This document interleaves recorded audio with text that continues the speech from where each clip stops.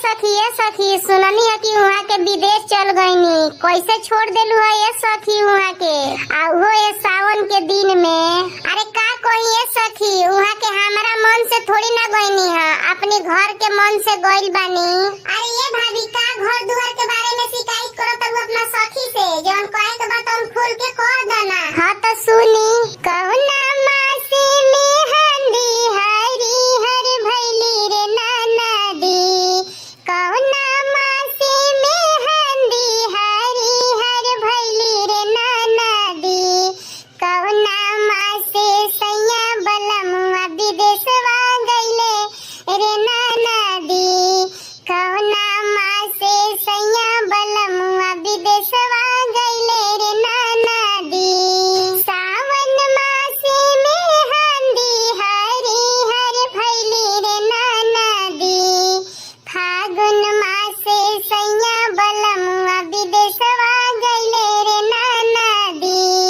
फागुन मासे सैया बलमुआ विदेशवा गइले रे नाना दी।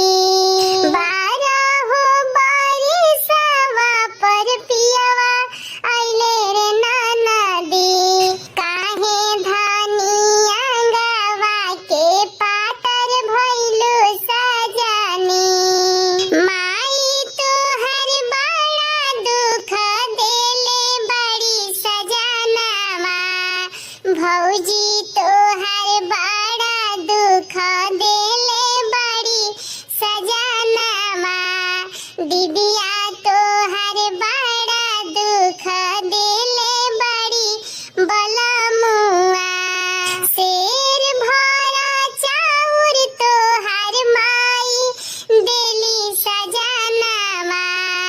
एक मुट्ठी दलिया तोहर भौजी देली सजनवा। चिटुकी भर नीमकवा तोरे दीदी देली सजनवा। चिटुकी भर नीमकवा तोहर दीदी देली सजनवा। अरे ये धनी हमरा चल गइला के बाद हमरा घर के लोग तारा साथे हेंगा सलूक कइला, उन्हों लोग को तुम कबो ना छोड़े। माई